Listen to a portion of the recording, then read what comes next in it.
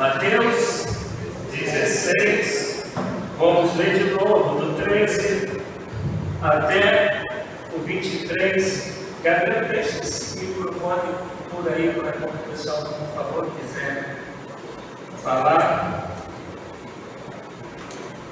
Diz assim: chegando Jesus à região de Cesareia de Filipe, interrogou os seus discípulos: quem dizem os homens ser o Filho do Homem?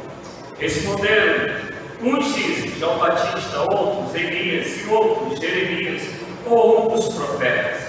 Perguntou-lhes ele: e vós, quem dizeis que eu sou?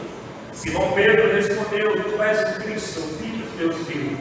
Respondeu-lhe Jesus: bem-aventurado, feliz és tu, Simão Barjonas, pois não foi carne e sangue quem te revelou, mas o meu Pai que está nos céus. E também eu te digo que tu és Pedro, e sobre esta pedra edificarei a minha igreja, e as portas do inferno não prevalecerão contra ela. Eu te darei a chave dos céus, do reino dos céus. Tudo que te ligares na terra será ligado nos céus, tudo que desligares na terra será desligado nos céus. Então ordenou aos seus discípulos que a ninguém dissesse que ele era o Cristo. Desde então começou Jesus a mostrar aos seus discípulos que era necessário ir a Jerusalém, padecer muito dos anciãos, dos principais sacerdotes e também dos escribas, e ser morto e ressurgir no terceiro dia. Pedro tomou de parte e começou a repreendê-lo, dizendo: Senhor, tem compaixão de ti. Isso de modo nenhum te acontecerá. Ele, porém, voltando-se, disse a Pedro: para trás de mim, Satanás, tu me serves de pedra de tropeço. Não compreendes as coisas que são de Deus, e sim as que são dos homens. Eu vou começar com sempre aquele resumo bem pequenininho, mas eu vou começar com a colocação da Maria Helena na sexta-feira passada, do curso que ela falou que ela fez, que foi dito que todo discípulo ele é um aluno, e a gente falou que sim, só que a gente já estava com apagado das luzes e não dava para estender muito o tema. E para falar um pouco mais sobre isso, a gente vai lembrar rapidinho que a gente tinha falado que a pedra não é Pedro enquanto ele ser o fundador. A pedra, ela é Jesus, é a revelação que Pedro soube de que Jesus, ele é o Cristo, ele é o Messias, mas que de certa maneira Pedro é o precursor da pregação, do nascedouro dessa igreja. Inclusive em Atos 2 é Pedro que prega com o derramamento do Espírito Santo. Todavia, se a gente ler 1 Coríntios 15, 5, se eu não me engano, se a gente ler Gálatas, Paulo está dizendo que ele é um com todos os outros, isto é, está ele dizendo que ele tem a mesma autoridade que todos os outros apóstolos. Se a gente ler João 20, no versículo 21 ou 23, vai estar dizendo que Jesus falou: como o Pai me enviou, eu vos envio a vós, isto é, a autoridade era para todos, como também é para nós, amém, irmãos? Por isso que lá no final de Mateus 28 ele diz: indo fazer discípulos. Só de alguns lugares? Não, é de todas as nações, de todos os povos, tribos. E amanhã eu vou estar, se Deus permitir, mudar, domingo, mudar a história, eu vou estar pregando sobre isso. E então a gente entendeu a revelação que Pedro teve, a afirmação de Jesus. E aí vem, hoje a gente vai tratar sobre essa parte onde ele diz que edificarei a minha igreja. A gente vai falar sobre igreja, e se der tempo a gente vai falar sobre as portas do inferno, explicando o contexto que quer dizer as portas do inferno. Mas aí, para poder falar o término da colocação de sexta-feira, todo sacerdote também era levita, porque todo sacerdote tem que ser da tribo de Levi, por isso que era levita. E aí aqui eu vou estragar um pouco o conceito de vocês. Hoje existe levita? Não, porque a tribo de Levi acabou. E até porque os levitas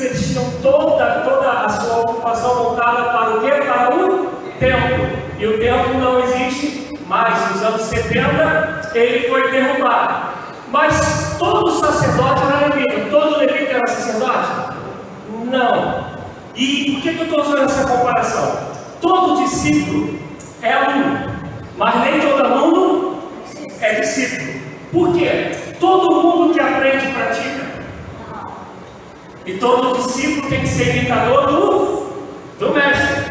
Por isso que vai dizer lá em Tiago, vai dizer lá, vocês somente ouvintes, praticantes.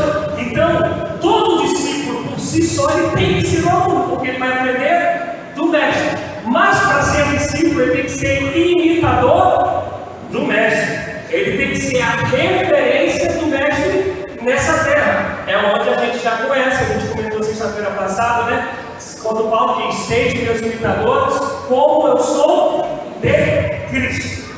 Amém? Hein? Sabe? Porque assim, hoje, é minha opinião, não estou pegando a Bíblia para afirmar o que eu vou afirmar, mas a partir da Bíblia que eu vou afirmar o que eu vou afirmar. Hoje a gente tem um monte de aluno. E não digo aluno em termos de estar no estudo. Eu digo aluno daqueles que querem pegar estratégias dentro da Bíblia para poder se darem bem, para poder ficarem bem na vida. Há uns anos atrás, uma das coisas mais raras, e tem minha esposa que não me deixa mentir sozinha, amor, não mente comigo. Uma das coisas mais raras é eu repetir pregação. Até porque eu não escrevo nada, então nunca, nem os estudos eles nunca são iguais. Mas eu quero pregar o que eu preguei uns 3, 4 anos atrás, ainda falando sobre analfabetismo bíblico. Hoje eu falo para vocês sem medo de errar. Por baixo, os 70% dos que pregam hoje, e principalmente os que têm nome, não conhecem de Bíblia. Eles conhecem recortes. E aí eu vou dar um exemplo do que aconteceu comigo ontem. O Gelson, um irmãozão que Deus me deu na vida, a gente é amigo antes de eu me converter, e olha que a gente mora lá no Rio, mesmo sendo no Rio, bem distante, e é um amigão, a gente troca figurinha o tempo todo. Ele é um que assim, pela graça de Deus, fala: com a igreja toda aqui, queria que você um dia fosse o nosso pastor. Agora está complicado mais ainda, né? Primeira região, quarta.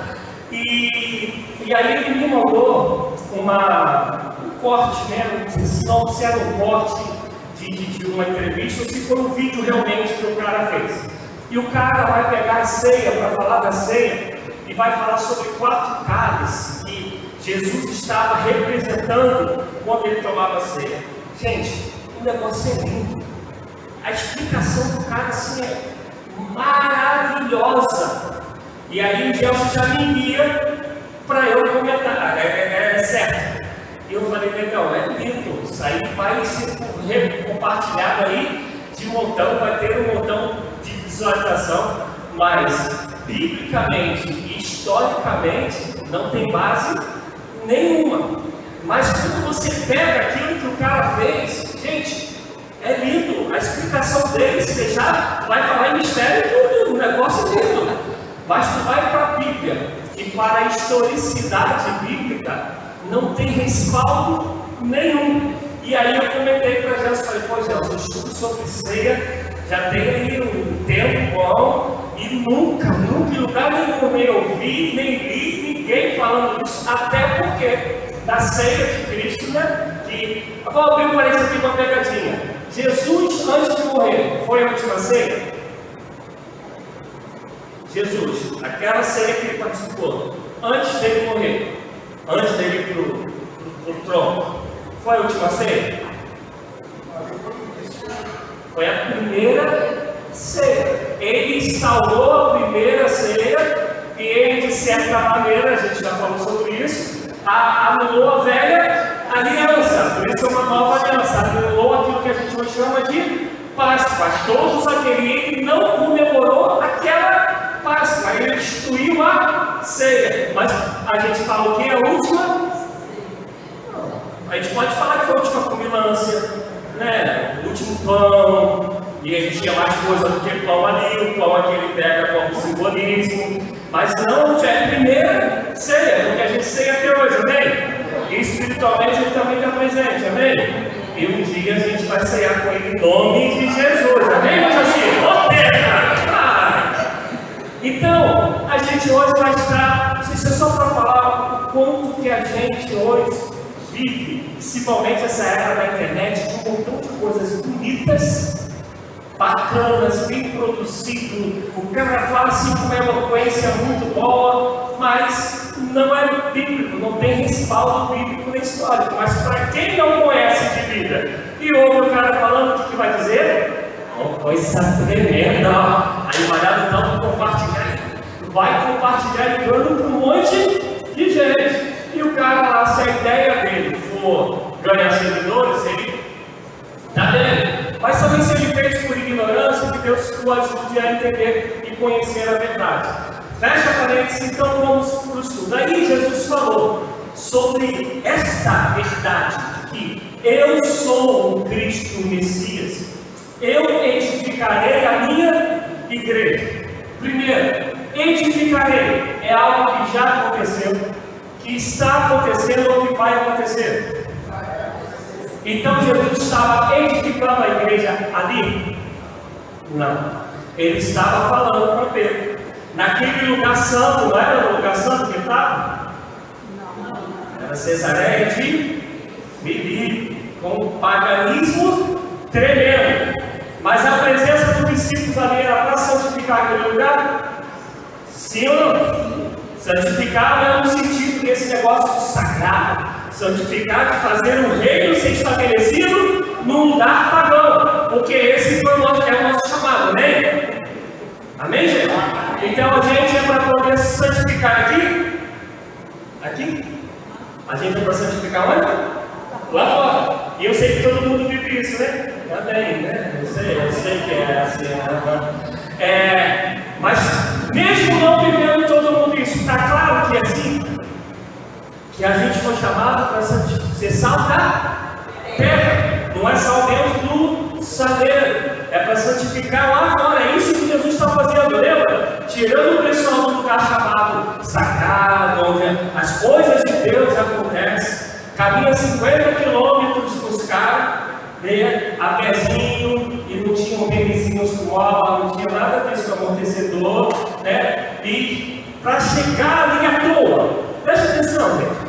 Tudo, você não acha que isso tem um significado muito, muito forte? Que Jesus está pegando uma chave e colocando na raiz. Pensa comigo, tu vais andar 50 quilômetros só para poder ir para um lugar pagão?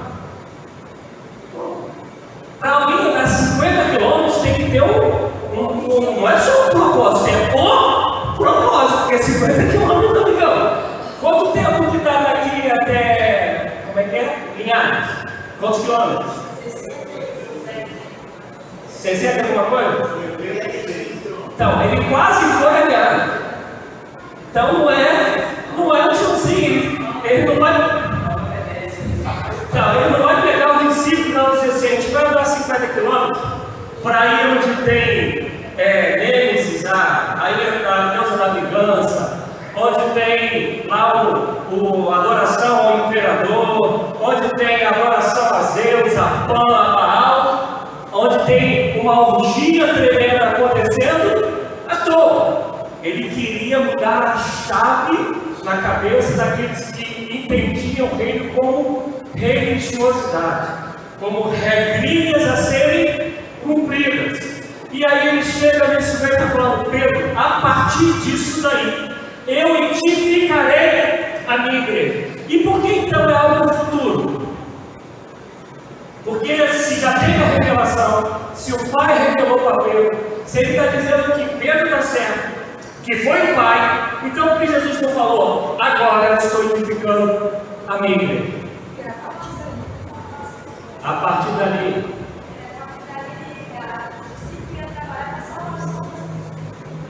Vamos, mais. É quase isso. Faltava um negócio que mudou a história. O que faltava? Pensa, gente. Jesus está caminhando, está com os discípulos. Ele vai falar que ele vai edificar a igreja. Vai ser o novo momento, uma nova história, uma nova maneira de viver e mostrar o reino. Por que não é presente? Porque é futuro.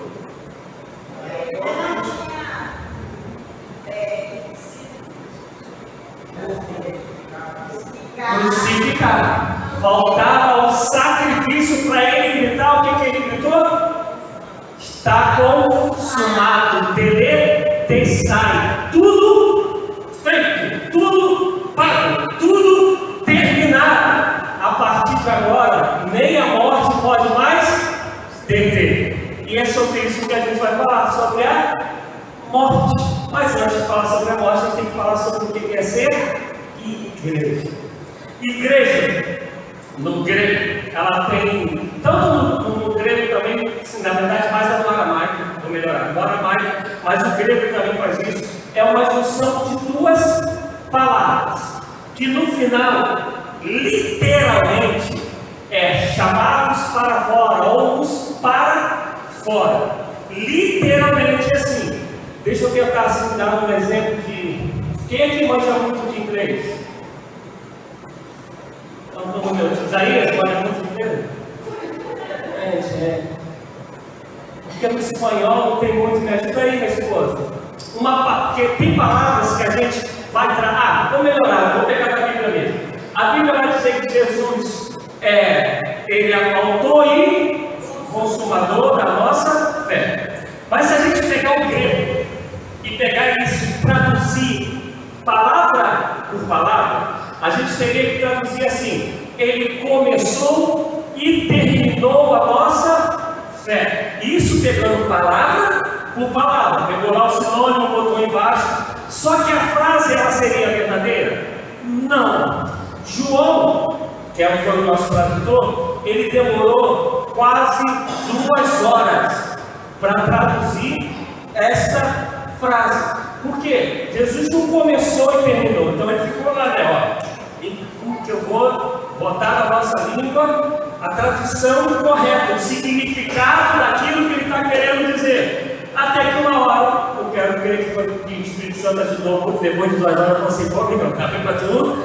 Então, vou te dar uma palavrinha: autor e consumador, porque ele consumou, ele constituiu, ele concretizou a nossa fé, mas ela permanece até o dia do arrebatamento da igreja. Amém? Amém, gente? Porque depois que a gente for arrebatado, não precisa mais de fé, precisa? Não.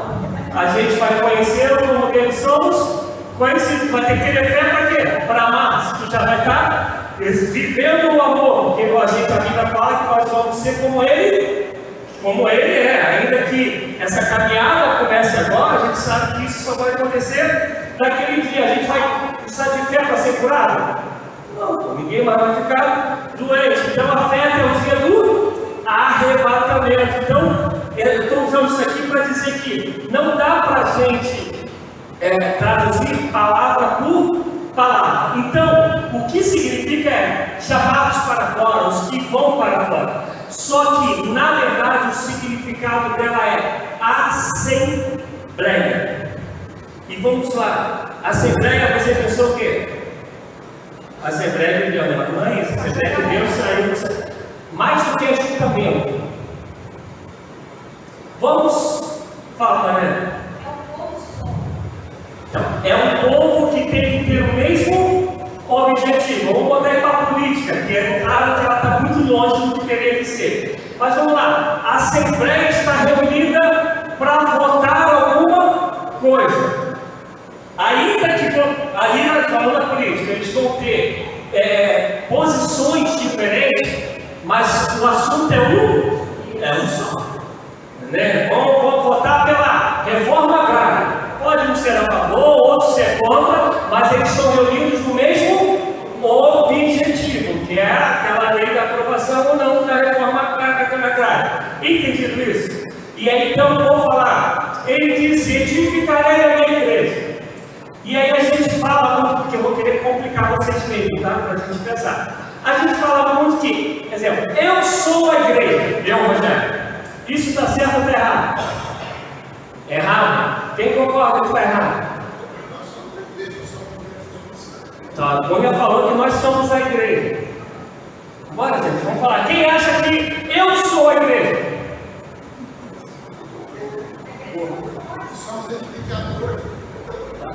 A gente é igreja individual, mas a gente só é igreja reino de Deus na comunhão.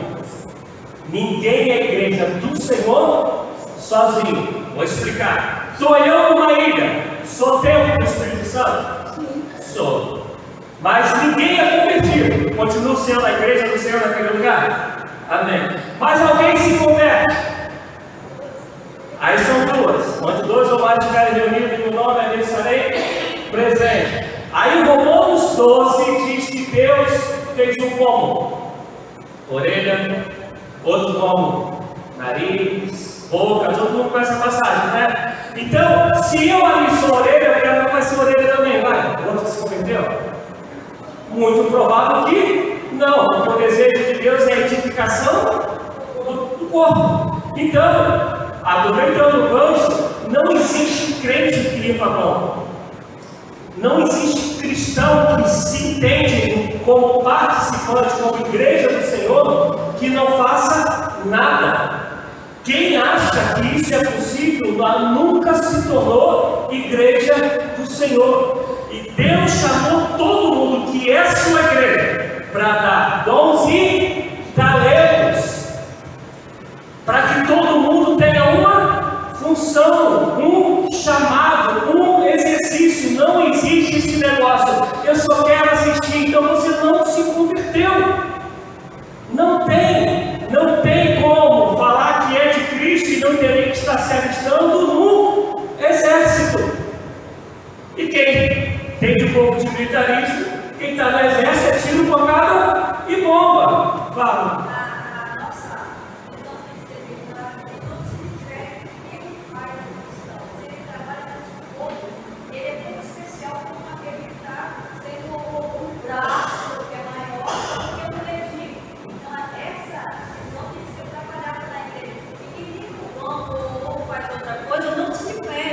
São pessoas que estão no mesmo corpo e você tem que dar honra a essas pessoas. Quando vai demorar ainda, mas chega uma hora que a gente vai falar sobre os dons espirituais e a gente vai trabalhar tudo isso. A gente vai falar lá no finalzinho, a gente vai falar sobre o fruto do Espírito, que não são os frutos, é o fruto, e a gente vai falar sobre os dons do Espírito Santo, que está em 1 Coríntios 12. O fruto está em Gálatas 5, 22, e aí a gente vai trabalhar isso, depois vai trabalhar sobre os dons. Mas esse papo de que não, eu sou cristão porque eu dou dízimo, eu sou cristão porque eu vou ao culto e não faz nada, você não se converteu, me desculpa. Não, existe uma ordem que é para todo mundo. Qual é a ordem que é para todo mundo? Pregar e fazer discípulo é para todo mundo. E dentro disso existem as peculiaridades. E aí, pastores, evangelistas, e por aí a gente estaria ficar falando, chovendo no molhado. Mas não existe cristão que é igreja do Senhor para não fazer nada. Deus não erra.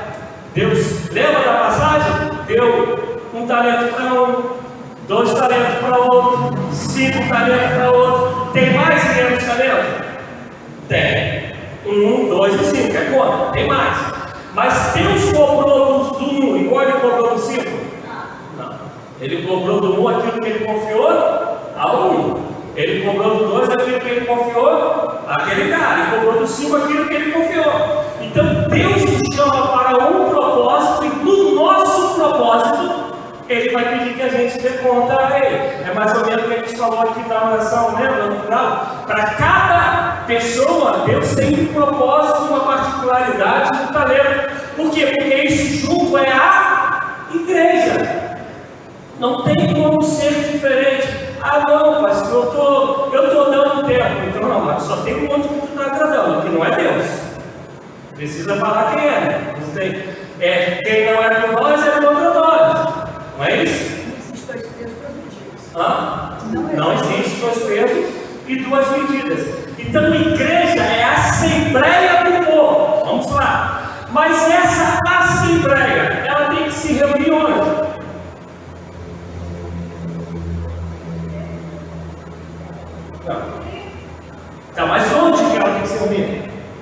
que é templo? Então eu não posso me reunir lá fora? Em qualquer lugar, mas sempre tem que haver reunião. Se você vai pegar, ainda no Velho Testamento, que não tinha essa noção de igreja, não tinha, porque a igreja está sendo instituída a partir de Atos, mas Jesus agora que está a primeira vez falando igreja. Então você não ouviu a palavra igreja no Evangelho. E aí nesse lá, mas lá no Velho Testamento, o salmista vai dizer: alegrei-me quando me disseram, vamos à casa do Senhor. Com bom suave, é que os irmãos ficam em ufa. Está na Bíblia, gente, esse negócio aí está no Salmo. Salmo 5. Pode falar para eles, está onde mesmo? Salmo 5. Tem na tua Bíblia? Então tem na Bíblia também. Então, mas essa mentalidade sempre foi de Deus, porque não existe igreja de uma pessoa. E não existe igreja domesticada. Toda a terra é campo para a gente, não é isso? Não é isso que o Senhor falou? Os campos estão? Não.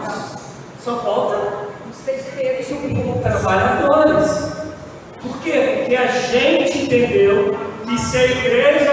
Imagina, está esse ponto aqui. E aí Jesus acabou de falar isso.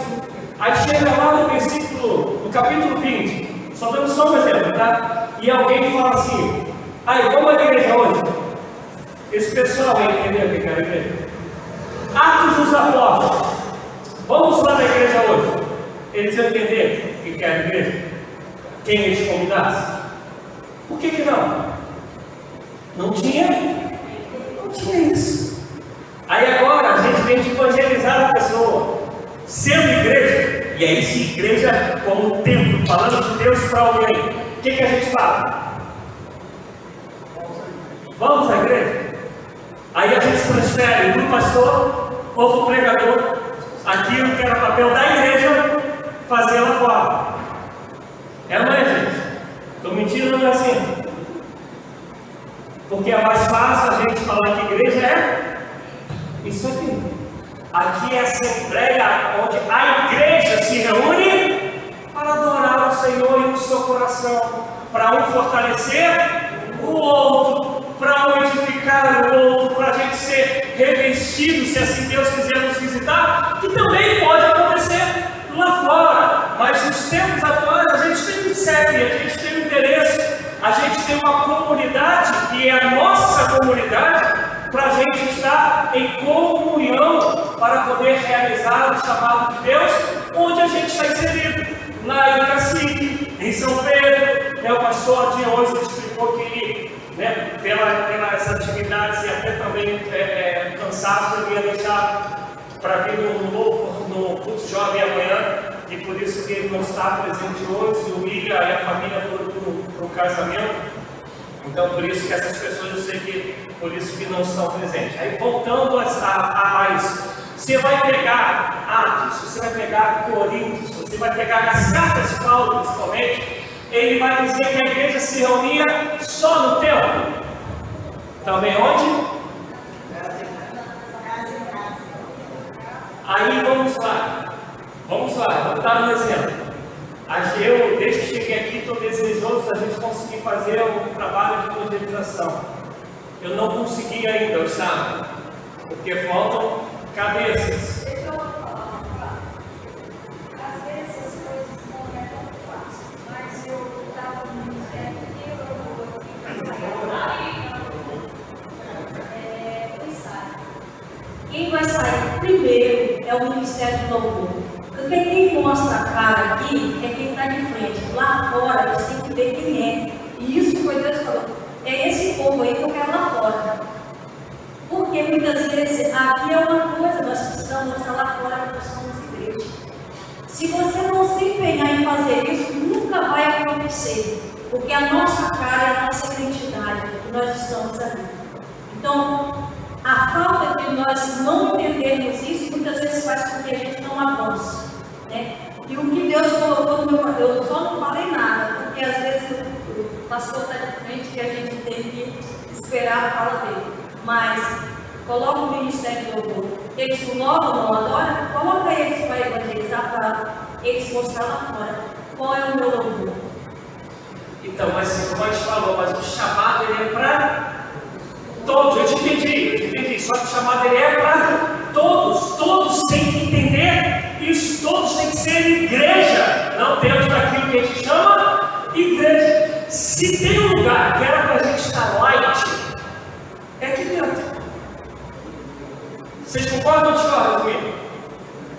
Porque aqui a gente está entre.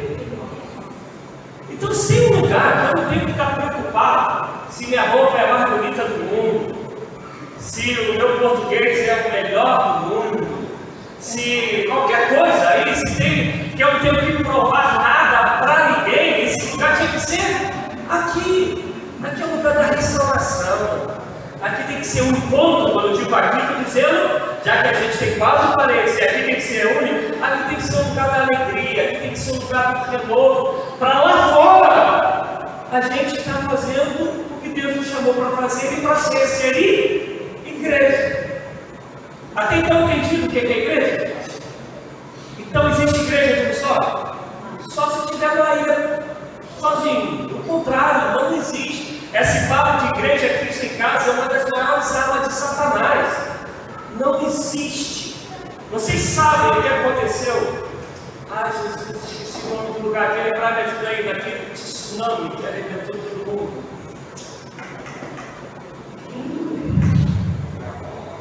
Não, foi no Japão, não.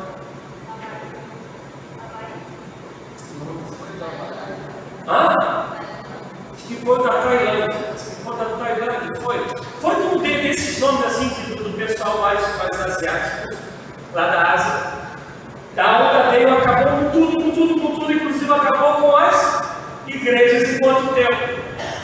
No dia que a água baixou, eu tinha essa foto no meu computador, mas como eu formatei, não tem, não está no meu HD, né? O dia que a água acabou, sabe o que eles fizeram? Foram lá nos destroços da igreja, né? Sem paredes, sem teto, sem nada, só os destroços lá. E começaram a adorar a Deus, começaram a orar. O pregador foi pregar, não tinha uma parede em pé. Achou aí? Isso, ignorância. Quando eu crescer, quero ser igual você. Os caras estavam, o povo, a igreja, que é a igreja, estava sem teto, sem parede, num caos tremendo, fazendo o quê? Cultuando o Senhor, sendo igreja. E essa igreja que a gente tem que ser em todo lugar, tem que ser nas casas. Meu maior objetivo do término dessa caminhada de estudo maior, não é o único, é o maior, é que a gente tenha condições de abrir as nossas casas para receber quem for. Vou abrir um parênteses aqui e volto para o estudo. Eu não gosto, eu não creio, com todo respeito a quem pensa diferente, é a minha maneira, de revestinhos circulares, 7 passos para você ter, 5 passos para você. Eu não gosto, não creio nisso. Eu creio que se a gente é discípulo, se isso está aqui dentro, você não vai precisar da revistinha, até porque a revistinha não te prepara, vai ser nesse com o Gabriel, para uma surpresa. Você preparou a revistinha para não sei o quê. Aí chega uma pessoa endemoniada, vai falar: ô, Gabriel, dá um tempo aí que você está preparando a revistinha. Eu preparei com esse aqui, vai daí. Aí chega alguém. Passou ontem? Quer dar testemunho? Sem citar nome? Senão não entra aqui, né?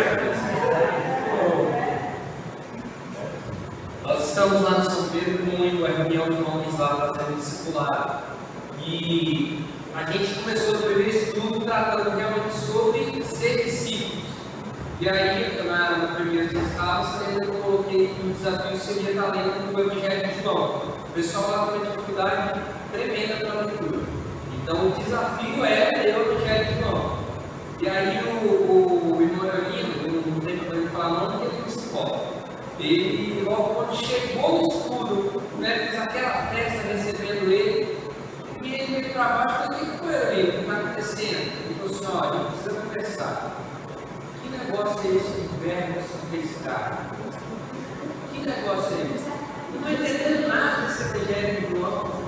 Sabe, eu tinha preparado um texto lá no capítulo 15 para começar, falando da Bíblia, pegando um texto um pouco mais simples para começar, que é mais fácil de entender, que já vai logo, eu quero saber que história é essa do inverno. Então não estava bem preparado, pensando em nada disso, ele já chegou aí. Aí dizendo, eu estou no subir que tu quer saber, qual é o verbo que tu quer saber.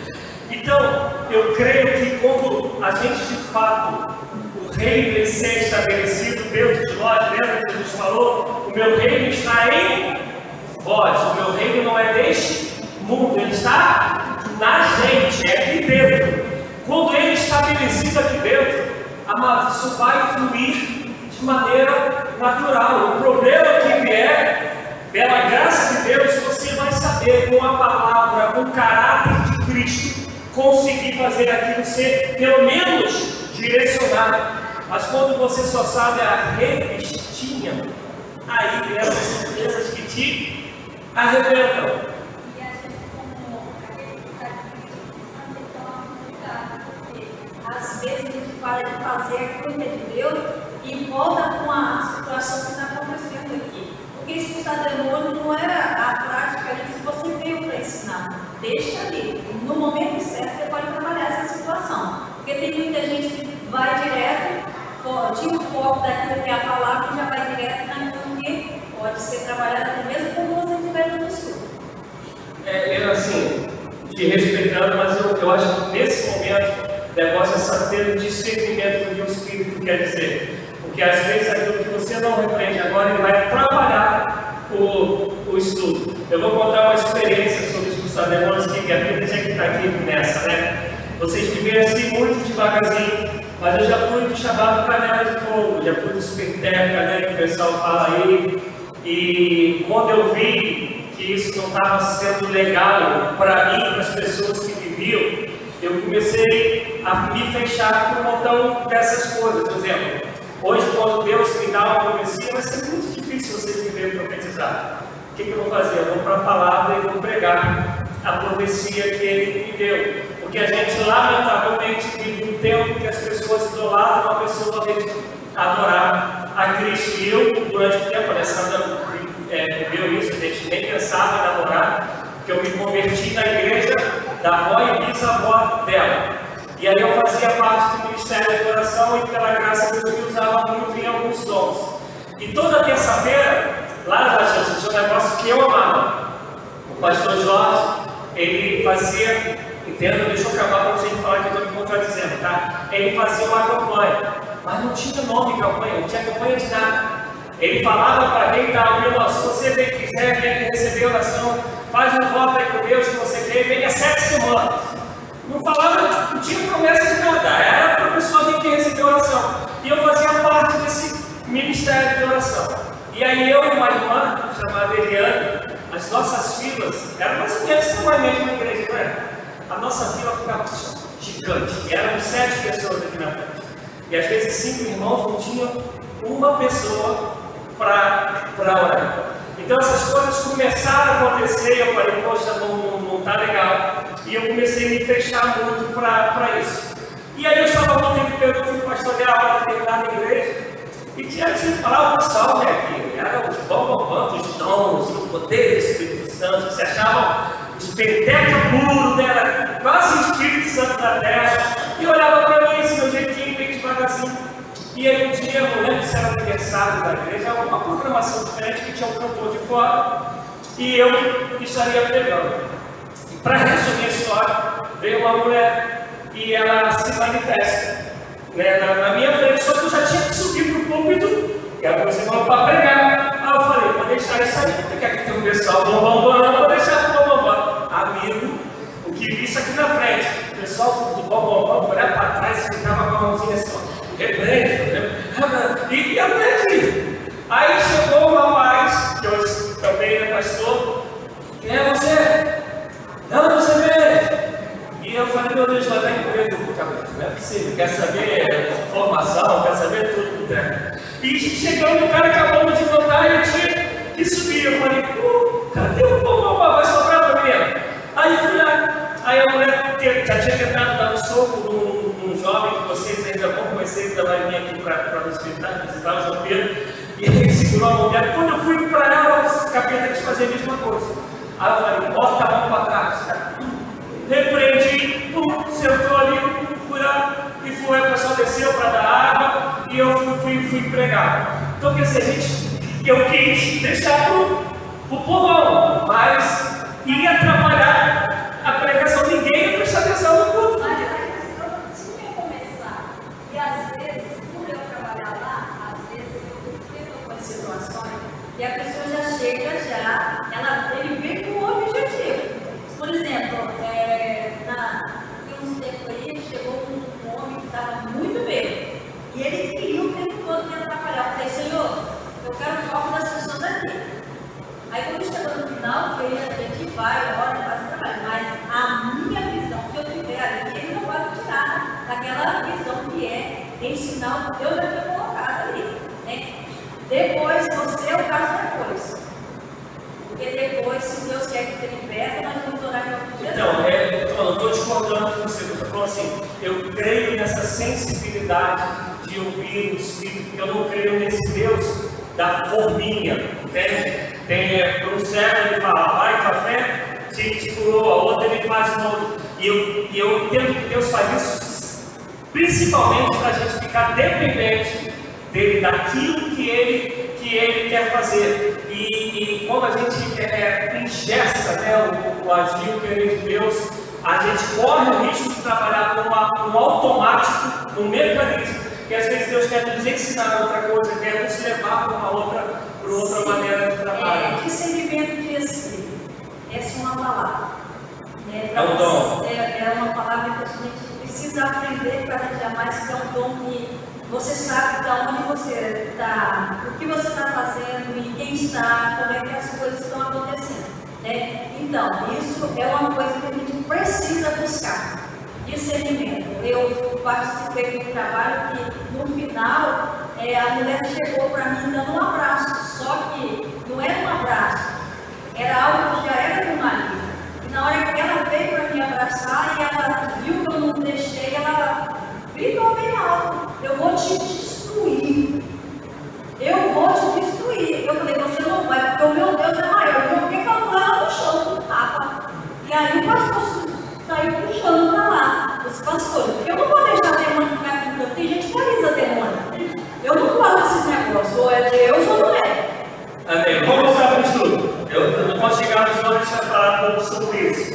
E aí ele fala que a igreja será edificada, e a gente entendeu que igreja não é nome no hall de membros.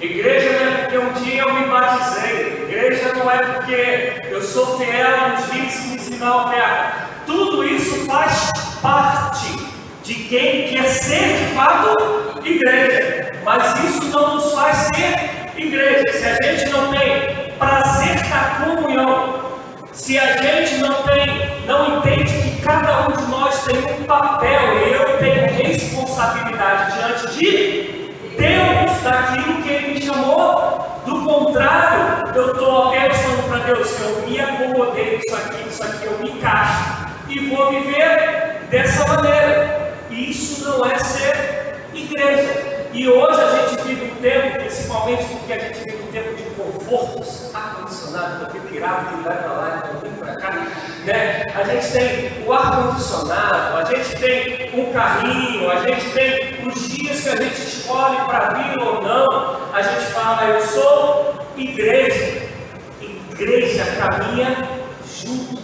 Igreja entende que o Cunha, ele tem chamado de quando ele não estava vendo. Eu falei: Cunha, o que houve? Aí ele falou: olha, minha coluna está tortinha, né? Aí eu falei para ele: procura um marceneiro para botar no lugar. Então, igreja tem que compreender que eu tenho um compromisso com Deus, que Ele se revela na comunidade, na comunhão, na unidade da igreja. Por isso que somos membros do mesmo corpo, por isso que é a assembleia. Se isso não acontece, se a gente não tem prazer, se a gente não entende que tem chamado, a gente só encontrou religiosidade. a gente não encontrou a Cristo a ponto de ser edificado como igreja dele. Amém, amados? Até aí, tranquilo? Eu quando, igual ontem, né? Alguns cursos que a gente vem e ele fica vazio, eu me entristeço. Não sei se vocês vão entender, não é porque eu me sinta fracassado como pastor, nada disso. Eu me entristeço porque parece que o povo não entendeu que é um adversário, que a gente pode dar o nome de diabo, de capeta, do nome que for, que ele vai fazer de tudo para a gente não ser o que Deus espera que a gente seja. Ele vai fazer de tudo para a gente não fazer o que Deus espera que a gente faça. E quando isso acontece, tu acha que ele está triste?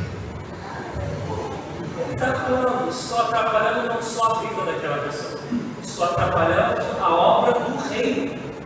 Porque se Deus confiou algo a mim e eu me deixo levar por qualquer outra coisa para não fazer a obra que Ele confiou a mim, eu não só estou me deixando ser levado pela desvestida, pelo engano de Satanás, como eu também não estou realizando a obra dele, porque Ele esperou, Rogério, esperava que você fizesse isso. Eu esperava, eu contei contigo para fazer isso, eu te chamei para isso. E isso me espanta tanto.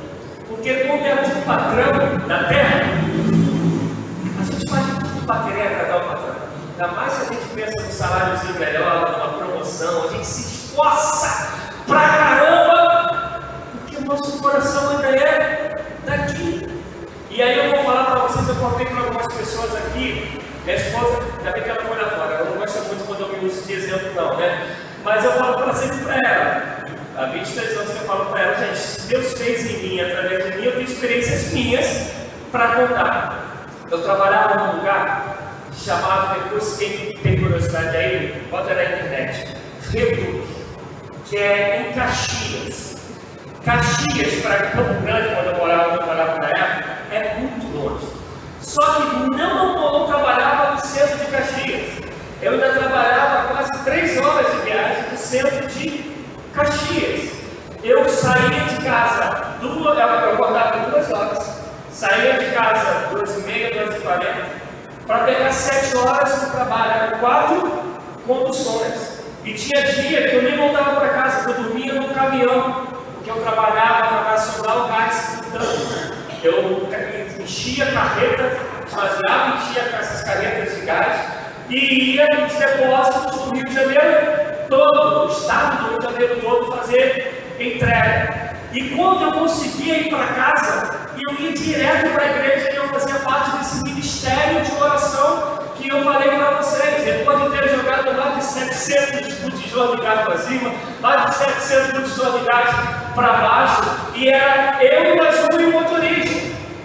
Só era, aí eu saía, resultadinho da todo mundo. E esses caras, esses botijões que chama de P13 que você tem na tua casa, o P45 que é aquele grandão de restaurante, o P2 que é aquele pequenininho que a gente usa para acampamento, era tudo isso daí. Para vocês verem, eu tinha mais ou menos como assim, Joaquim, daqui 2 anos me levaram.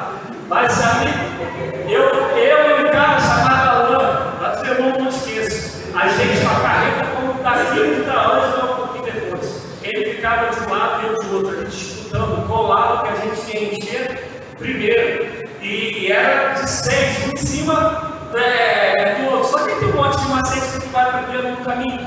E nunca, se eu tivesse no horário do culto, eu deixava de estar presente. Nunca. Deus é testemunha do que eu estou falando. E ralar muito, gente. Não é um esforçozinho, não. É muita ralação. Com chuva, com sol. E Deus é testemunha disso. E eu chegava em casa e ainda ia estudar. Eu falava para você daí estudar. Por quê? Porque eu entendo o que é. Eu posso falar o que é salvação. Eu entendo o que é vida eterna. Eu entendo o que Jesus conquistou para mim na cruz. E eu entendo que pessoas dependem de mim, não por mim, mas pela graça de Deus, pelo aquilo que Ele confiou a mim, para serem salvas, para terem o nome escrito no livro da vida, para poder ouvir os teus pecados. Eu não me lembro mais. E a gente não tem nós não somos isso nem para a gente e nem para o outro. Não tem. E aí a gente fala, vamos na igreja, vamos falar, vamos na igreja, porque a gente não é igreja. Se fosse, a gente ia falar igual Pedro e João. Olhe para mim. Não tem ouro nem nada, mas o que eu tenho, eu te dou. Levanta e anda em nome de Jesus. O problema é que a gente hoje não consegue falar levanta e anda em nome de Jesus porque a gente quer ouro e quer prata. Aí não dá mais para falar levanta e anda em nome de Jesus. Esse é o problema, e a gente acha que ser igreja é isso. Olha, tem culto tal dia, eu gosto desse culto. Não, domingo eu não posso faltar de jeito nenhum. É o dia do Senhor. Isso ainda, todos os dias são dia do Senhor. Todos os dias. E a gente se perdeu nisso, não entendeu o que é ser igreja. Por isso que não dava para falar das portas do inferno sem fazer a gente entender o que é ser igreja. A gente precisa entender que não existe igreja sozinha. Que igreja é assembleia, é comunhão, é unidade. E aí eu vou repetir o que eu falei na semana passada, que vai olhar todos os avivamentos. Todos eles aconteceram quando a igreja estava sendo igreja. Reunidas, orando, buscando a Deus, ouvindo a palavra de Deus e em Deus.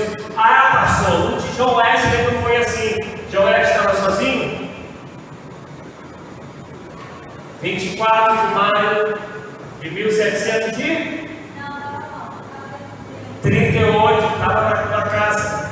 Ele e os amigos, um chamado Clube Santo, tinham o costume de se reunirem para estudar a palavra do Senhor. Era de vez em quando?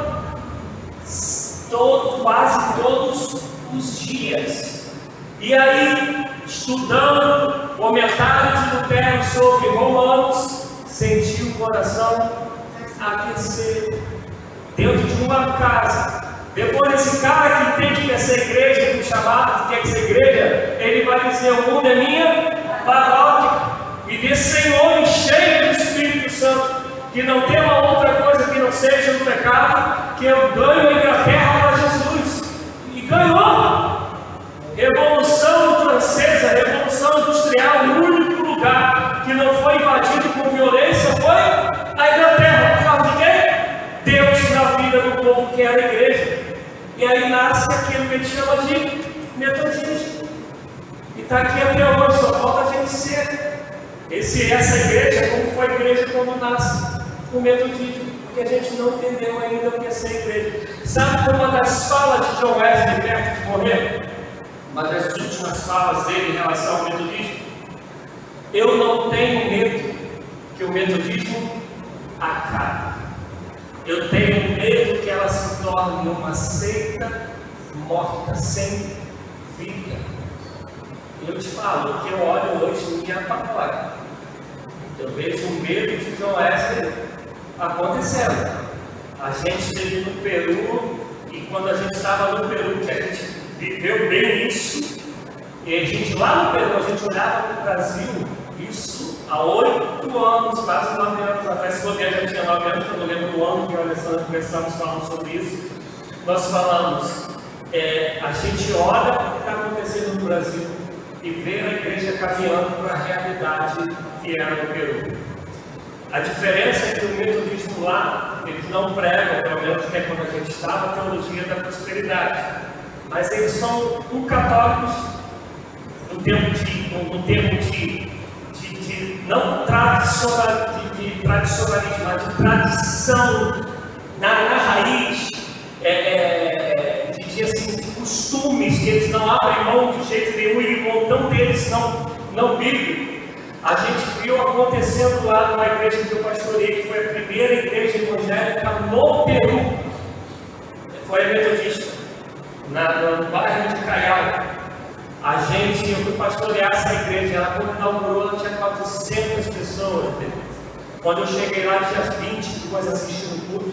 E essas 22 só aconteciam no dia de ceia. Tudo a ver com religiosidade, tradicionalismo, mas nada a ver com o coração que pega fogo. queima para ser igreja do Senhor. E a gente comentava, olha, acho que isso não aconteceu ainda no Brasil por causa da dimensão do Brasil, porque para se expandir isso no Brasil todo, demora um tempinho, né? Dentro do Brasil cabem 8 Perus. Então, lá é um ritmo só, porque o país é pequeno e tem poucos metodistas. Mas o que eu quero dizer é que a gente não entendeu o que é ser igreja. Não entendeu. A gente não entendeu. A gente me perdoe, tá? Me perdoe, porque o que eu vou falar não é para ofender ninguém. Tá? Não é para ofender. Fique registrado. Estou falando de maneira geral. A gente é tão hipócrita que a gente se alegra com Paulo, a gente se alegra com Billy Graham, a gente se alegra com John Wesley, mas a gente nunca quer viver o que eles viveram.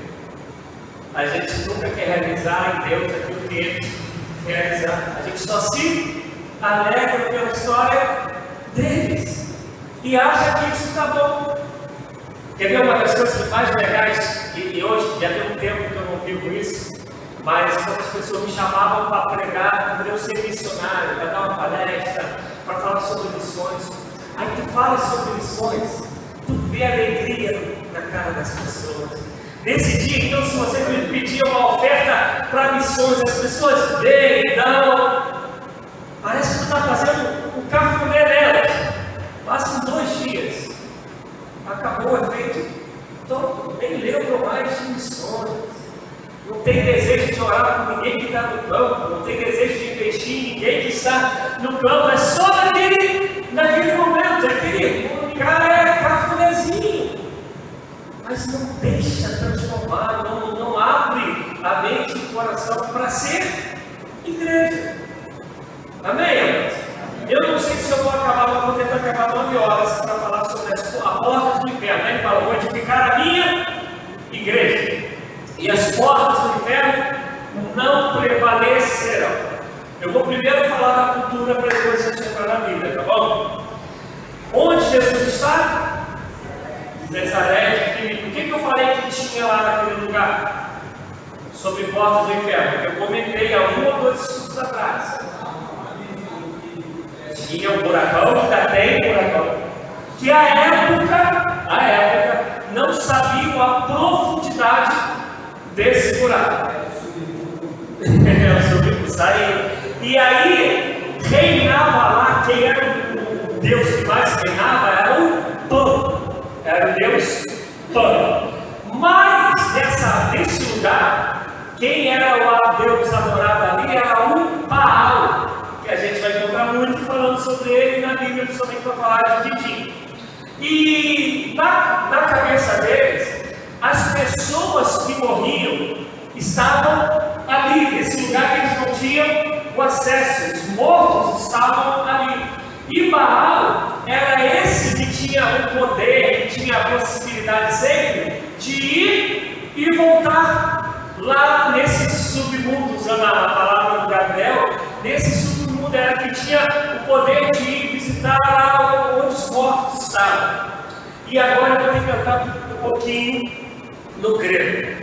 A nossa tradução, onde está escrito inferno, não é para a nossa linguagem, para a nossa cabeça de brasileiro, de língua portuguesa, o inferno não é a melhor tradução. Porque para a gente, o inferno é lugar de quê? Sofrimento. Na cabeça deles, naquela época, presta atenção, a gente está falando onde Jesus está, no tempo de Jesus. É onde ele pronuncia portas do inferno. E aí, nesse lugar, tinha umas portinhas, umas fendas que eles falavam que era por aí que Baal entrava. Que para eles não necessariamente os mortos estavam sofrendo. E porque tinham as culturas que tinham as pessoas que estavam no inferno que estavam até mandando. Porque inferno, inferno para a gente é um lugar de sofrimento. Ali a palavra certa seria Sheol, ou no português mais aportuguesado, Seol, que só quer dizer o lugar dos mortos. Nada além disso. E é claro que nesse lugar tinha o pessoal que sofria, tinha o pessoal que não, porque aí a gente teria que entrar tanto mais a fundo no que os assírios pensavam, como também os gregos pensavam. Mas para a gente, resumidamente, esse é o lugar dos mortos. E só Baal tinha acesso àquele lugar. Mas quem morreu, acabou, zerou tudo, não tem mais jeito. E vem Jesus de frente para esse lugar, pertinho, junto com os discípulos que tinham esses pensamentos, amém? Eles eram judeus. Nesse momento, lembra? O helenismo, que era a mentalidade do Império Romano que estava reinando. Então a cabeça dos discípulos era igualzinha de todo mundo ali. E aí vem Jesus e fala que as portas do inferno não prevalecerão. E aí vamos tentar trazer, que eu já falei isso um tempo aqui atrás, para os nossos dias. Quando a gente fala porta do inferno, a gente pensa, as portas do inferno não prevalecerão. O que a gente pensa? Não. Que a igreja não vai fechar, não é isso? Que as portas do inferno não prevalecerão. E aí, a igreja venceu e as portas do inferno não prevalecerão ao contrário. O que a gente pensa? A igreja não vai fechar. Igreja é isso? Por isso que a gente tem que entender primeiro o que é ser igreja. Não tem nem ideia de que um dia iam levantar um templo na rua Doutor, ali no Sodré, e ali ia ser igreja metodista. Isso passava na cabeça, o máximo que eles conheciam na sinagoga e o templo, nada além disso daí. E aí Jesus está falando de igreja porque agora Jesus está encontrando na cabeça deles o que é ser igreja. É esse povo que está lá fora, na vida, fazendo discípulos e se reúnem para adorar o Senhor, para poder edificar-se, para poder um ajudar o outro mutuamente. E nesse lugar, Jesus está falando, as portas do inferno não prevalecerão. Então, primeiro, não é templo. Nunca é. Então o que é? Sim, mas quando ele fala que as portas do inferno não prevalecerão, o que é prevalecer? Então, prevalecer é resistir, é se manter firme. E aí quando ele fala que as portas do inferno não prevalecerão, o que ele está dizendo? Então, ele está dizendo então, mas bota na prática. Ele está dizendo duas coisas, mas bota na prática.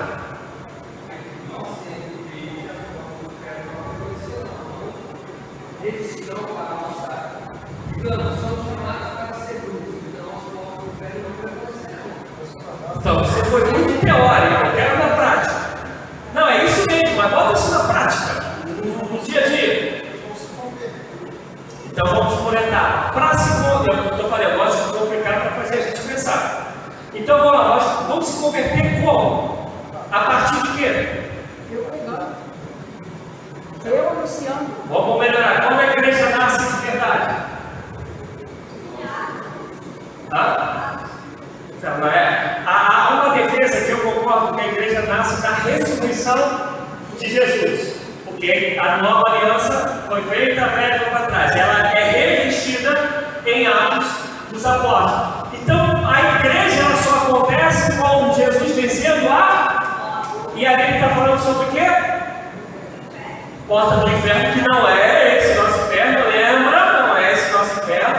É o lugar dos mortos, que não podem sair. Tem Jesus dizendo, a igreja do Senhor já venceu a morte. Na época dele ele está falando já venceu, está trazendo para a nossa realidade. E aí a gente vai ver Paulo falar, onde está a morte? A tua vitória. Onde está a morte? O teu aguilhão. Aí vai ver Paulo falando em Romanos 8, né? E nem morte, nem principados, nem porvir. E aí vai ver onde qualquer que poderá nos separar do amor de Deus que está em Cristo Jesus. Porque a morte, ela foi vencida. Por quê? Pela igreja do Senhor. Sim, na cruz em Cristo, mas pela igreja toda vez que a gente prega para alguém, esse alguém se salva. Nós derrubamos a porta do inferno e salvamos o morto. Morto como? Espiritual. Para que ele jamais agora conheça o quê? A morte.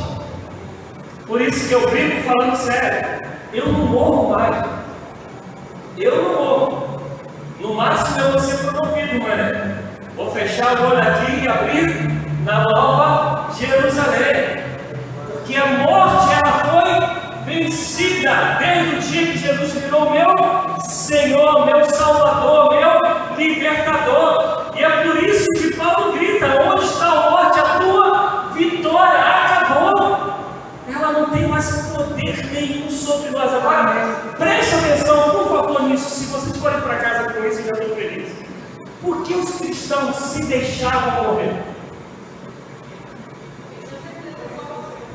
Porque eles sabiam que já tinham vencido a morte. E o que a gente vai ser hoje? E aí? E agora, irmã assim? Eu tenho convicção que eu venci a morte e eu tenho medo. Esse negócio também é complicado, esses crentes de hoje, não é? Mas não está complicado esses crentes de hoje? E aí, quem está falando aqui, vocês têm aí minha esposa nos cultos, tem meus filhos, podem perguntar para eles. Gente, se tem um negócio que não me assusta, é morte. Pelo contrário, às vezes eu falo assim: não, que você agora subir para a glória, onde meu Deus está. Olha, pode contar para ela, se eu estou mentindo. Pode contar. O que eu estou falando, gente, Deus é testemunha. O que eu estou falando aqui é o que eu creio. Creio biblicamente, creio dentro de mim. Deus sabe disso, minha família pode testemunhar isso aí. Aí minha esposa falar que tem hora de deixar aqui com as crianças, né? Deixar curada por mim, né? Porque eles e esses todos estão na Coreia do Norte, estão em Bangladesh, estão na Turquia, estão nesses lugares proibidos, pregando o Evangelho. Eles só estão porque eles são igreja, já sabem que venceram a morte. Não podem mais matá-lo. Não pode. E a história de missões, ela prova que sempre que houve perseguições, mortes dos cristãos, eu não lembro quem falou isso, não lembro. Se alguém conhece, me ajuda a lembrar. Tipo assim, que a morte de um cristão é como uma semente que é plantada e germinada na terra. Porque normalmente quando um cristão morre por perseguição, quem tem a fidelidade dele acaba se convertendo. Porque não é uma fé da boca para fora. Eles veem que isso é real. Aí tu presta atenção. A gente tem medo da morte. Como a gente vai querer salvar o outro da morte? É por isso que evangelizar é tão difícil. É por isso que aceitar o chamado que Deus tem para cada um de nós como igreja é difícil.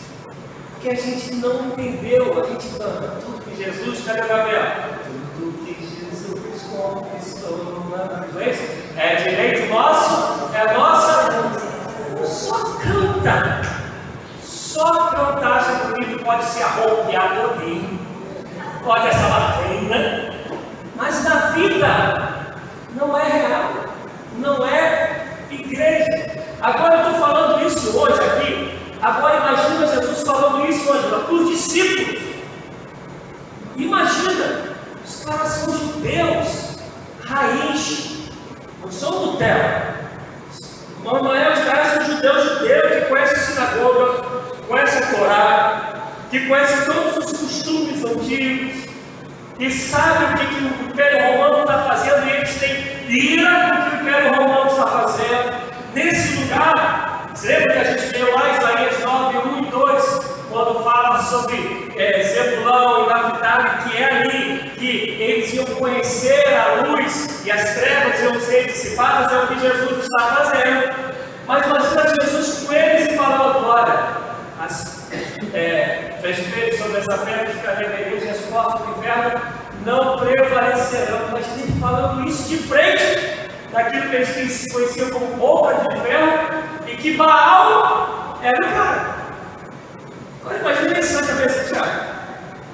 Mas não é que eles creram nisso? Porque a gente, é o que eu falei para a gente aquele dia, é muito mais fácil para a gente crer do que para eles, gente. É muito mais fácil como ele vai ver um homem lá de 1,70 m, 72, que eu dava com ele, falando tudo isso, e chegando nesse lugar terrível para eles, e dizendo: olha, depois de hoje ficarei bem, eu vou vencer a morte, vou ressuscitar no terceiro dia, quando eles pensarem que tudo acabou, eu vou aparecer de novo, a tumba vai estar vazia, as mulheres vão anunciar que eu vivo, vou ficar 40 dias, mas digo a vocês, ficar em Jerusalém até que o alto seja revestido de poder. Para quê? Para ser testemunha, para ser igreja. Quer ver uma coisa que me bate? Lembra que eu falei para vocês que eu vou tentar terminar aqui? Que eu sei que eu fui muito peteca, fui muito desses movimentos. Mas o interessante é que a maioria, a esmagadora maioria que eu conheci, era um povo que gostava, queria poder, mas tudo poder do lado de dentro. Tudo poder para dirigir uma oração, para pregar, para estar numa vigília. Entenda, não estou falando nada contra isso. Eu estou falando que isso não é ser igreja, não biblicamente. Porque vocês vão ser revestidos de poder para ser testemunhas na vida. Começa com a tua casa, pelo teu bairro, vai expandindo e até os 4 cantos da terra. Como a gente está longe desse negócio? Como a gente está longe? E é por isso que normalmente, os nossos testemunhos não são bons. Porque a gente não entendeu o que é salvação, a gente não entendeu o que Jesus conquistou, a gente não entendeu o que é ser igreja e nem entendeu para que a gente é igreja. Gente, lembra que eu falei? Jesus caminhou 50 quilômetros com os carros.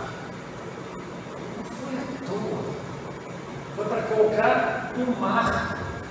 Nesse tempo aqui era de 1 ano e meio a 2 anos caminhando como discípulos. Os discípulos já tinham vivido coisas para caramba, já tinham ouvido tanta coisa, porque Jesus veio preparando. Aí é que eu vou abrir um parênteses. Deus pode pegar um povo convertido e usá-lo hoje de maneira tremenda? Pode. Ele fez isso com a mulher samaritana e vai de tudo. Se a gente fala dominical, sem nada, né? Isso aí já foi pregando o Evangelho. Mas a caminhada do Evangelho, ela é pedagógica. Por isso que a gente só vai parar de aprender no dia que a gente for arrebatado, no dia que a gente morrer. Mas Jesus vem preparando os caras. Lembra lá, Mateus 5, Sermão da Montanha, o mundo, o sal da terra, nem todos que venceram o Senhor herdarão o reino dos céus. Ele vem preparando para agora falar. Agora vocês estão preparados para o choque. Fazer vocês entenderem quem eu sou, aí vem a revelação. Ele fala: essa revelação não é do conhecimento, essa revelação é do Pai. E agora eu posso falar. Você sabe então quem eu sou? Qual é o meu propósito? Então, a partir de agora, você prepara-se que na igreja, a minha igreja, está na certa. Está aí, ó, sendo gerada, está gestando, e na cruz ela vai nascer de verdade. Porque fala, não é nada. Nem a morte tem mais poder, porque ele ressuscitou no terceiro dia. Amém, gente? Amém. Entendido isso? Alguma dúvida? Alguém quer perguntar alguma coisa? Semana que vem a gente vai estar falando sobre chaves, quer falar aí? Ligares e desligares, a gente vai estar trabalhando nisso. Mas por isso que eu falei que a gente tem que ir gradativamente para entender que os caras que aqui estão, eles já estão caminhando, repito, há quase 2 anos.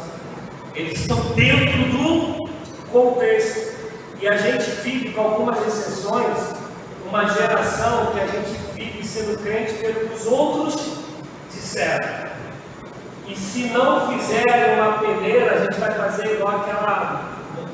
Acho que eu falei dela aqui. Eu nasci assim, eu morri assim, eu quero até agradecer o pessoal que tem orado pelo meu sogro. Deus tem feito coisas tremendas, de até médico conhecido está surpreso com o atendimento que meu sogro tem recebido. Ainda está internado, ainda inspira cuidados.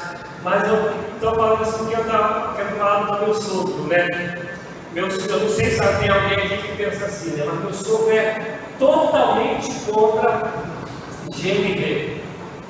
Ele acha que o GNV estraga o carro. Ele nunca teve GNV na vida dele. E ele me viu tendo, quem conhece carro, né? Santa Fé com GNV, Ômega 4x1 com GNV, Duster com GNV, carros assim, potentes, em suas épocas, né, com preço um pouquinho alto, tudo com GNV, mas não adianta, na cabeça dele, GNV estraga o carro. Aí veio a geração 5, comprovando que conserva até o carro em algumas peças. E aí a Fiat, não sei se chegou aqui, mas a Fiat lançou um Siena que já vinha de fábrica com GNV, estragando o carro, isso não vai dar certo. Então, às vezes se prende em convicções que a gente não se abre para a possibilidade da gente estar errado, ou até de ter uma maneira melhor. A minha esposa Alessandra, ela tem, de certa maneira, um irmão adotivo, que na verdade foi a irmã desse rapaz que foi adotado, e aí acabou 2 irmãos indo assim a rebote, mas oficialmente só tem uma adotada, que é a Paula. E esse rapaz, o Gabriel, ele é chefe. E aí ele ensinou a Alessandra a temperar sem usar alho. E olha que eu sou apaixonado por alho. Eu como alho uma vez por semana, eu como alho puro. Ela acende alho. O vida toda só com alho. E a comida fica gostosona. Então, se a gente não abrir para ou a possibilidade de estar errado, e eu sempre, cara, no nosso caso, dentro da palavra, ou na vida, de aprender outras maneiras melhores de fazer o que a gente fazia há um tempão, a gente está perdido. Amém? Dito isso, vamos ficar de pé, vamos terminar.